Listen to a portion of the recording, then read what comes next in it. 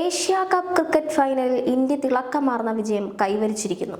മികച്ച തുടക്കമായിരുന്നു പാകിസ്ഥാൻ കാഴ്ചവെച്ചതെങ്കിലും ഇന്ത്യൻ സ്പിന്നർമാർക്ക് മുന്നിൽ പരാജയപ്പെടുകയായിരുന്നു. ആദ്യം ബാറ്റ് ചെയ്ത പാകിസ്ഥാൻ 147 റൺസ് എന്ന വിജയ ലക്ഷ്യമാണ് ഇന്ത്യക്ക് മുന്നിൽ ഉയർത്തിയത്. ഒന്നാം വിക്കറ്റിൽ 84 റൺസാണ് സാഹിബ് സാദ ഫക്കർ സമാൻ. പിന്നീട് ഇന്ത്യൻ സ്പിന്നർമാരുടെ മുന്നിൽ പിടിച്ചു നിൽക്കാനാകാതെ പാകിസ്ഥാൻ തകരുകയായിരുന്നു. ഫൈനലിൽ പാകിസ്ഥാനെ 5 വിക്കറ്റിന് തോൽപ്പിച്ചാണ് ഏഷ്യ കപ്പിൽ ഇന്ത്യ 9ാം തവണയും മുത്തമിട്ടത്. എല്ലാം കൊണ്ടും മികച്ച മത്സരം കാഴ്ചവെച്ചായിരുന്നു ഇന്ത്യ കപ്പടിച്ചത് എന്നതിനാൽ ഈ വിജയത്തിന് അധികാരിത ഏറെയാണ്. 19.1 ഓവറിൽ 146 റണ്ണിനാണ് പാകിസ്ഥാനെ ഇന്ത്യ പുറത്താക്കിയത്. മറുപടിക്കെത്തിയ ഇന്ത്യക്ക് അഭിഷേക് ശർമ്മയെ 2ാം ഓവറിൽ നഷ്ടമായി. 5 റൺസ് മാത്രമായിരുന്നു അഭിഷേകിന്റെ സംഭാവന. 1 റണ്ണുമായി പുറത്തായ ക്യാപ്റ്റൻ സൂര്യകുമാർ യാദവും നിരാശപ്പെടുത്തി.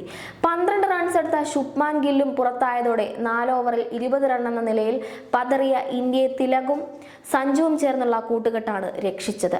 21 പന്തിൽ 24 റണ്ണെടുത്ത സഞ്ജു സ്കോർ 77 നിൽക്കെ പുറത്തായെങ്കിലും തിലകും ശിവം ദുബെയും 22 പന്തിൽ 33 റൺസ് എടുത്ത് ജയം നിശ്ചയിക്കുകയായിരുന്നു. 19ാം ഓവറിൽ ദുബെ പുറത്താകുമ്പോൾ 10 റണ്ണ് അകലെയായിരുന്നു ഇന്ത്യയുടെ വിജയം. അവസാന ഓവറിൽ 2ാം പന്തിൽ തിലക് സിക്സർ പറത്തിയതോടെ ഇന്ത്യയുടെ വിജയം ഉറപ്പാക്കുകയായിരുന്നു. ഏഷ്യ കപ്പ് ക്രിക്കറ്റിന്റെ തുടക്കത്തിൽ കളികളാകട്ടെ യുദ്ധമാകാതിരിക്കട്ടെ എന്ന പേരിൽ ഇതേ കോളത്തിൽ എഴുതിയിരുന്നു.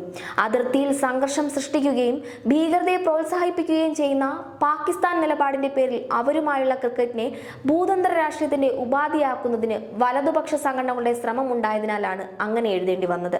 എന്നാൽ കളി വിജയത്തെയും രാഷ്ട്രീയ നേട്ടത്തിനായി ഉപയോഗിക്കുകയെന്ന ഹീനതന്ത്രമാണ് കേന്ദ്ര ഭരണ രാഷ്ട്രീയത്തിൽ നിന്നും തീവ്ര ഹിന്ദുത്വ വലതുപക്ഷ സംഘടനകളിൽ നിന്നും ഉണ്ടായിരിക്കുന്നത്.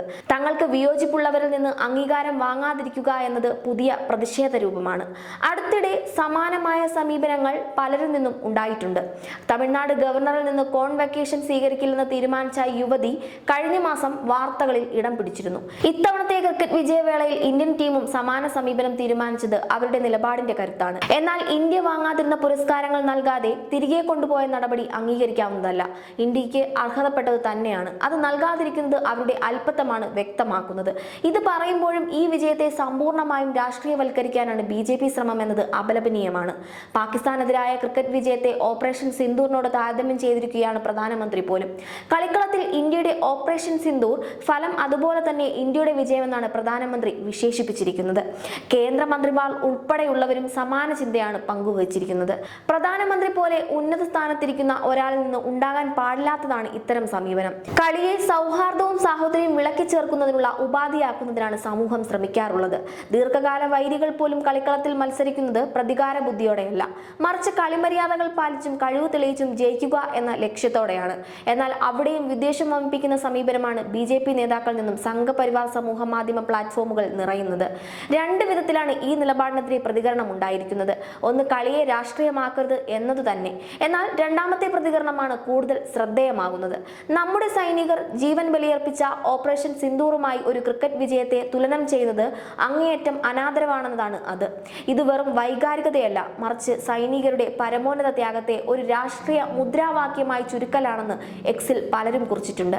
കളിയെയും സംസ്കാരത്തെയും രാഷ്ട്രീയ വിദ്വേഷത്തിന്റെ ഉപാധിയാക്കി മാറ്റുകയെന്ന കുതന്ത്രത്തിന്റെ ഭാഗമാണ് സംഘപരിവാർ നടപടി. പാക് വിരോധത്തെ ഇന്ത്യയിലെ ദരിദ്ര നിരക്ഷര ജനതയുടെ മുന്നിൽ പ്രതിഷ്ഠിച്ച് മസ്തിഷ്ക പ്രക്ഷാളനം നടത്തുകയും അതിലൂടെ തങ്ങളുടെ രാഷ്ട്രീയ ദുഷ്ടലക്ഷ്യങ്ങൾ നേടുകയും ചെയ്യുക എന്ന തികച്ചും സങ്കുചിതമായ മനോഭാവമാണ് ഇതിലൂടെ പ്രകടമാകുന്നത്.